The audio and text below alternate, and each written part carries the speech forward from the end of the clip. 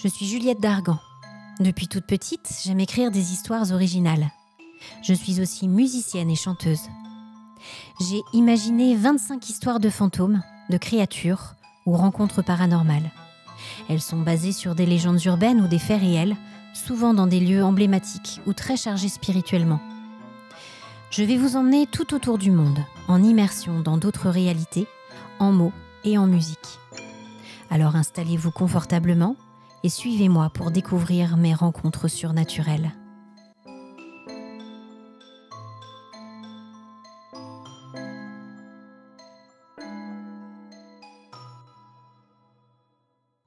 Bonjour mes amis. On se retrouve pour la deuxième partie de l'épisode 10.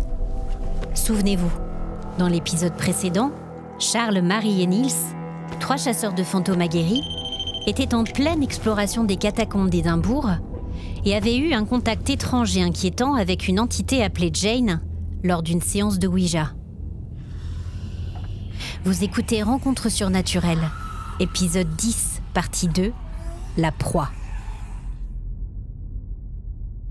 En revanche, l'ambiance était toujours aussi pesante et il sentait toujours sur lui le poids d'un regard invisible.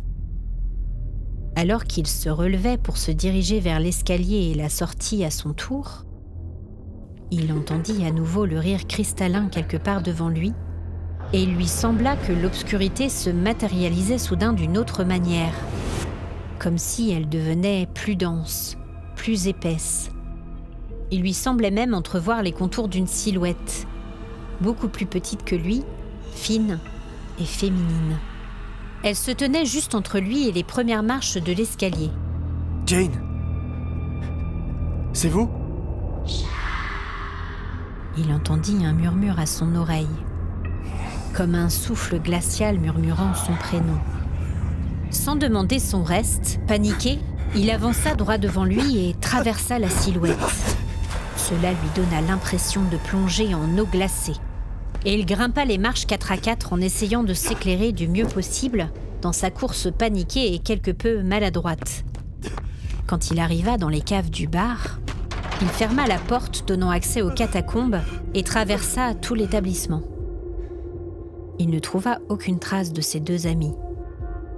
Il émergea à l'air libre dans la nuit froide et retrouva le crachin écossais mêlé de brouillard qui avait envahi les rues désertes. Il croisa le regard triste de Niels. Fouillant des yeux l'obscurité environnante, il constata l'absence de Marie. Il se retourna vers son ami et celui-ci baissa les épaules. Elle est partie. Elle ne reviendra plus travailler avec nous. Je crois que ce qu'elle a vu ce soir lui a fait trop peur et qu'elle a atteint ses limites. Est-ce qu'elle allait bien ? Elle était vraiment paniquée.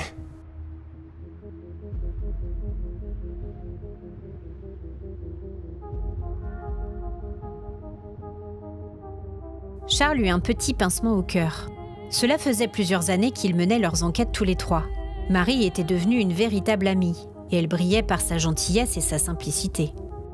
Elle n'avait jamais apprécié le côté, somme toute, mercantile, qu'ils avaient fini par développer avec la chaîne et tous leurs abonnés, restant fidèle à ses premières valeurs de découverte de l'inconnu. Elle allait vraiment leur manquer. Je pense qu'il faut qu'on fasse une petite pause, Charles.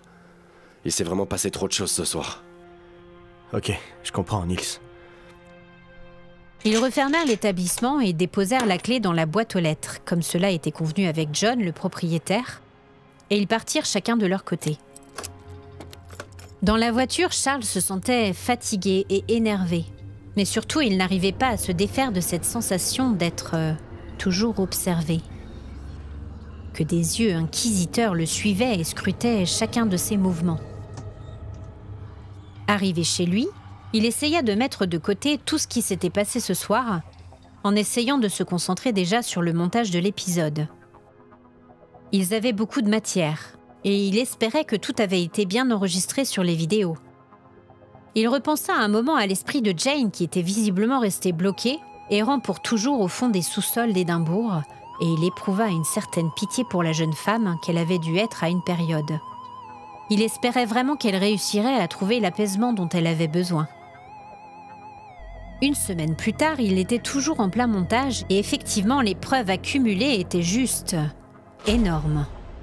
Il n'avait jamais réussi à récolter autant de signes, à enregistrer autant de voix, d'interactions ou de contacts avec des entités en un même lieu. Malgré tout, avec tout le temps passé cette semaine à travailler, il n'avait pas pu dormir correctement et la sensation d'être espionné était toujours présente. Cela l'avait d'ailleurs amené à faire d'étranges cauchemars également. Il rêvait toutes les nuits d'une présence invisible, à peine effacée, dans le coin le plus sombre de sa chambre. Cette présence était pesante, insidieuse. Elle ne faisait rien, ne bougeait pas, et restait là, figée à le détailler toute la nuit durant. Il ne parvenait jamais à mettre un visage sur l'être qui semblait le harceler ainsi, et cela le mettait sur les nerfs. La silhouette commençait aussi à envahir ses pensées dans la journée, passant rapidement comme un flash dans le coin de son œil. Il passait son temps aux aguets, à regarder par-dessus son épaule, et il lui avait semblé percevoir plusieurs fois comme un rire cristallin. Un son qui ressemblait étrangement à ce qu'il avait entendu dans les catacombes. Il s'était dit que peut-être son esprit lui jouait des tours à force de travailler des heures durant sur le montage de l'épisode, et tout cela sans dormir correctement. Après tout ce qui s'était passé là-bas, il était peut-être juste entré dans un cycle un peu obsessionnel, et il se força à se relaxer, ou à ne pas accorder trop d'importance à ce qu'il vivait et ressentait. Pourtant, lui qui aimait particulièrement son appartement, il se sentait maintenant très mal à l'aise, sur ses gardes. Il n'arrivait pas à retrouver cette sérénité d'esprit qui le caractérisait et qu'il éprouvait plus particulièrement quand il avait bouclé une enquête. C'était comme s'il était resté bloqué dans les catacombes en quelque sorte, ou qu'il avait ramené l'esprit sombre et tourmenté de la jeune Jane avec lui. Alors qu'il approchait de la fin du montage, il découvrit un EVP, une voix enregistrée sur l'un des appareils qui filmait ce soir-là et qui lui donna la chair de poule. Cette voix était couplée à un passage filmé plus qu'étrange et qu'il n'arrivait pas à expliquer. Alors qu'ils étaient clairement visibles tous les trois sur l'image, assis par terre autour de la planchette, on voyait clairement le moment où Marie s'était fait griffer et surtout on voyait le même phénomène que Charles avait observé quand il avait voulu remonter à la surface. Cette espèce de densité est constituée d'ombre qui semblait marquée comme une silhouette juste derrière Marie. Très peu de temps après, à peine une minute plus tard, il vit un mouvement juste devant la caméra, comme une forme rapide et sombre qui filait devant l'écran. Et il entendit une voix désincarnée murmurer « Il est à moi ». Cela le glaça, et il ne voulut pas chercher davantage la signification de ces paroles. Même si au fond de lui, il faisait déjà un rapprochement catastrophé avec la réponse que l'entité lui avait donnée sur ce qu'elle cherchait à obtenir. La réponse avait été sans équivoque. Elle le voulait, lui. La nuit suivante, alors qu'il s'était couché tôt pour essayer de rattraper un peu de sommeil, il se réveilla en sursaut à 3h30 du matin avec la sensation d'étouffer. C'était comme si un poids immense s'était levé sur sa poitrine. Il essaya de se retourner, de bouger, et se rendit compte qu'il était complètement paralysé. Il ne pouvait pas tourner la tête ou déplacer ses bras pour se relever. Il arrivait à peine à respirer. Il vit du coin de l'œil que l'ombre étrange était revenue dans le coin de sa chambre. Mais elle semblait se rapprocher lentement du côté de son lit cette fois-ci. Et elle semblait parfaitement réelle.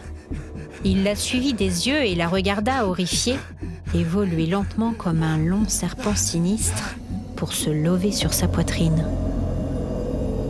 Un visage noir, sans trait distinctif et vaporeux, se rapprocha lentement de lui dans un long mouvement terrifiant. Il entendit un long gémissement, suivi d'une petite chanson murmurée à son oreille d'un ton très doux, mais qui ne le rassura absolument pas. Malgré le ton presque enfantin de la voix, il se sentait clairement en danger et son cœur battait à tout rompre. Il avait à nouveau la sensation d'être une proie, immobilisé dans le filet de son chasseur. il essaya de rassembler toute sa force mentale et physique pour sortir de cette emprise, et au bout de longues minutes de lutte, il parvint à libérer son bras, puis sa jambe, et enfin, ayant réellement l'impression de repousser une force froide et implacable, il réussit à s'asseoir dans son lit. Il vit alors la présence se disloquer devant ses yeux. Aussitôt, la sensation de lourdeur et de paralysie disparut, le laissant toutefois complètement terrifié, envahi par une désagréable sensation de nausée et de vertige. Il regarda tout autour de lui dans sa chambre, mais la pièce était maintenant complètement vide. Jane! Je ne veux pas de vous chez moi! Je veux que vous partiez! La sensation d'être observé sembla se dissiper totalement. Il put enfin reprendre son souffle, épuisé, ayant l'impression d'avoir gagné une petite victoire. Persuadé de s'être débarrassé de l'entité, Charles reprit le cours de sa vie. Il répondit aux nombreux commentaires et félicitations déposés suite à la mise en ligne de cet épisode hors norme. Il essaya de prendre des nouvelles de Marie plusieurs fois, mais elle refusait de répondre à ses appels. Niels, quant à lui, avait récupéré sa sérénité et ils avaient convenu de repartir sur une nouvelle enquête dans les 2 prochaines semaines. Un château dans la périphérie d'Aberdeen, qui avait la réputation d'abriter de nombreux fantômes dans ses murs, ayant été les témoins de meurtres, violences répétitives et sanguinaires au fil de son histoire. La veille de leur départ, alors que Charles avait préparé son sac, comme d'habitude, il s'aperçut qu'il ne retrouvait pas ses cadeaux. Il fouilla son appartement de fond en comble, mais impossible de remettre la main sur ses petits boîtiers. Ils avaient environ 2h30 de route avant d'arriver sur place et ils avaient prévu de partir assez tôt le lendemain matin pour se retrouver là-bas. Charles sortit s'acheter de quoi manger au take-away indien du coin, son traiteur préféré. Quand il revint, il vit que son répondeur clignotait, signalant l'arrivée d'un nouveau message. C'était étrange, car très peu de personnes, même parmi ses proches, avaient accès à ce numéro. Intrigué, il appuya sur le bouton pour lire le message.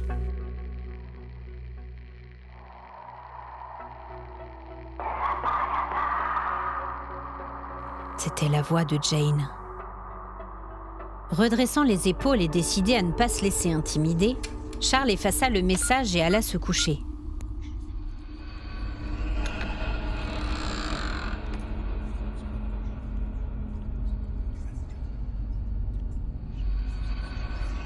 Quand ils arrivèrent sur place, Charles sentit tout de suite la présence de l'entité, de Jane, dans le hall du château à ses côtés. La sensation d'être épié et observé le rattrapa immédiatement. Cela lui fut extrêmement désagréable. Il avait été tellement soulagé d'avoir réussi à se défaire de l'emprise de l'entité que le fait de se retrouver à nouveau soumis à ce poids sans qu'il ne puisse rien contrôler lui semblait vraiment très inquiétant. Niels vit que son ami était crispé et tendu. « Charles, qu'est-ce qui se passe? Ça ne va pas ?» Rien, t'inquiète. Je suis juste fatigué. Il n'osait pas lui avouer la vérité, lui dire qu'il avait reconnu la présence de l'entité qu'ils avaient croisée dans les catacombes. Niels allait le prendre pour un fou. Il essaya de se convaincre qu'il se faisait des idées, se disant qu'il était peut-être simplement tendu, après la dernière enquête qui s'était si mal passée. Il préféra garder le silence et attendre de voir comment allait évoluer l'enquête.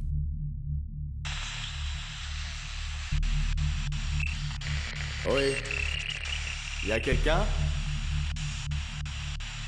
Ils n'obtinrent que très peu de résultats, Eh oh. à part le cadeau de Niels, qui marqua plusieurs fois la présence vraisemblable d'un esprit dans un recoin de la chapelle du château. Malheureusement, toutes leurs interpellations restèrent sans réponse.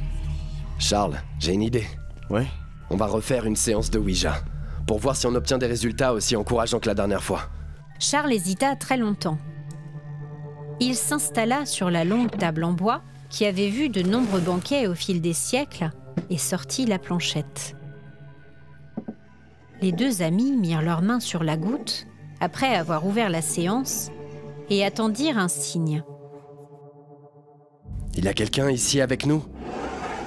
Oui. Eh ben, c'était rapide. Qui est là? Pouvez-vous épeler votre nom? La goutte se dirigea vers les lettres J, A, N, E. Qu'est-ce qu'elle a écrit? C'est Jane? Mais elle nous suit vraiment partout. Qu'est-ce que tu veux dire, Charles? Et écoute, je n'ai pas osé t'en parler, mais juste après la dernière enquête, j'ai vu des trucs bizarres. Des événements étranges qui ont eu lieu chez moi. Je suis quasiment persuadé que Jane s'est accrochée à moi. Tu crois qu'elle est encore là, avec nous? Ici? Dans les catacombes, quand t'es remonté avec Marie, je suis resté seul en bas et la goutte s'est mise à se déplacer. Quelque chose voulait continuer à communiquer avec moi. J'avais la main sur la goutte, mais j'ai pas posé de questions et pourtant, j'ai obtenu un message. Ok. Et qu'est-ce qu'elle t'a dit? J'ai fini par lui demander ce qu'elle voulait, si elle avait besoin qu'on l'aide à sortir des tunnels, à se libérer. Et elle m'a répondu non. Et quand je lui ai demandé ce qu'elle voulait exactement, elle m'a dit qu'elle me voulait moi. Ça ne me dit rien qui vaille, tout ça. Je sais bien.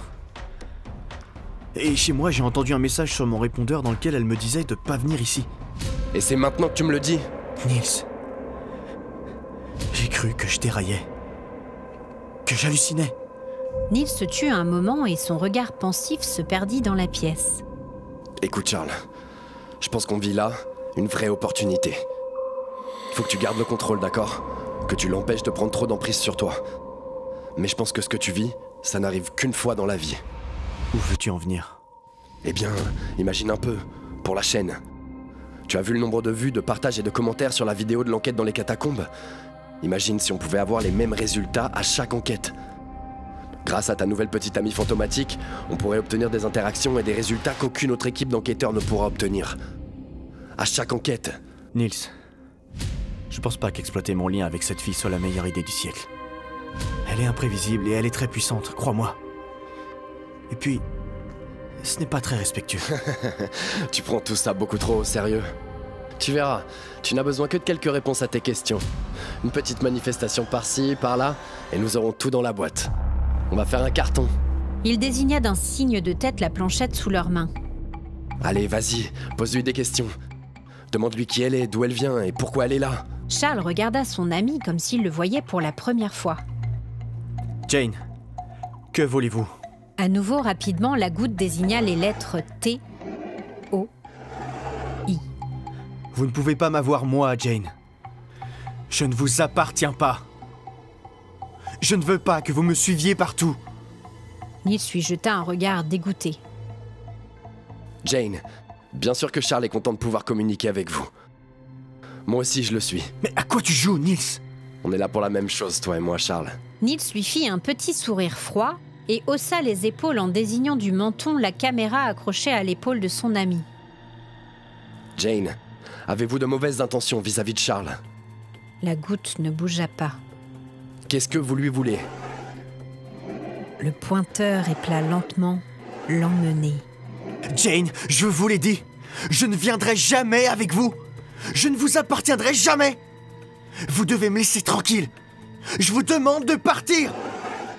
La goutte se déplaça sur non, puis sur goodbye. Charles regarda la planche d'un air choqué. Il sentait l'atmosphère autour de lui, déjà pesante depuis qu'il était entré dans le château, s'assombrir pour devenir de plus en plus menaçante. Il sentait comme une tension au fond de l'air, comme si quelque chose avait changé. Comme si les yeux invisibles, posés sur lui, étaient devenus agressifs. Il se sentait presque en danger. Écoute, tout ça nous échappe complètement. C'est en train de déraper, je le sens. Je pense qu'il est plus prudent qu'on arrête là pour ce soir. Ça fait quand même beaucoup de coïncidences. Tout ce qui s'est passé entre la dernière enquête et aujourd'hui. On n'a jamais eu autant de résultats et j'ai peur qu'il finisse par se passer quelque chose de grave. Tu te fais du souci pour rien. Écoute, tu es fatigué, je comprends. On a eu de beaux résultats quand même avec la planchette. Je pense qu'on peut remballer effectivement, mais je te conseille fortement d'entretenir le contact avec cette fameuse Jane. Et la prochaine fois, on essaiera de la provoquer un peu plus pour la faire réagir et obtenir des résultats encore plus forts. T'es complètement malade. Nils ne répondit rien. Il aida Charles à ranger la planche Ouija dans son sac et les différents appareils disséminés à travers la pièce. En se dirigeant vers le hall qui surplombait les escaliers, Charles resta sur ses gardes. Il jetait des coups d'œil inquiets tout autour de lui. Le moindre mouvement le mettait sur les nerfs et il luttait pour ne pas se laisser totalement envahir par la panique. Quand il parvint jusqu'au grand hall du château, il sentit presque comme un crépitement dans l'air. Il avait la sensation que quelque chose allait se produire, ici, maintenant. Arrivé devant les marches, les lumières du grand lustre se mirent à crépiter, s'allumant, s'éteignant, dans un intervalle très rapide. Il assista médusé au même phénomène que dans les catacombes et dans sa chambre, et observa une silhouette constituée d'ombres vaporeuses se matérialiser sur la première marche, et un courant d'air glacial traversa les deux amis. Niels, pas très rassuré, sembla soudain beaucoup moins sûr de lui. Et soudain, tout sembla se déchaîner.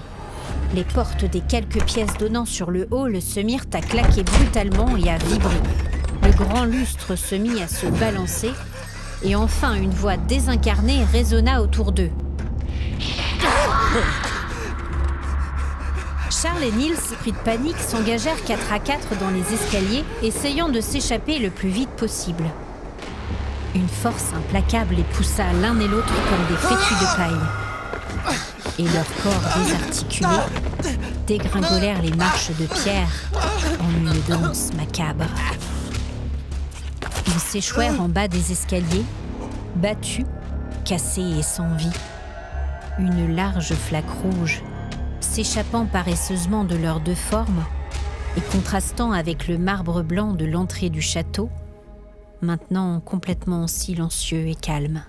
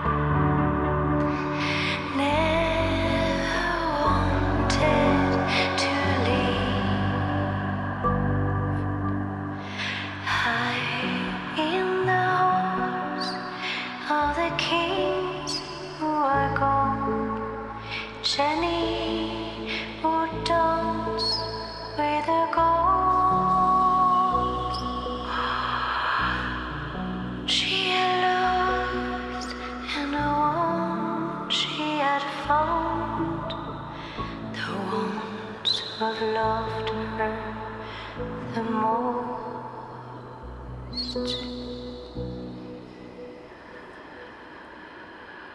Merci d'avoir écouté cet épisode de Rencontres surnaturelles. La prochaine fois, nous partons en Bretagne. Je vous emmène avec moi visiter le manoir dans lequel je vis et dont je vous parle régulièrement. Vous aussi, vous pourrez déambuler au fil de ces couloirs sombres, ces greniers poussiéreux et faire la connaissance de ses multiples habitants. À très vite.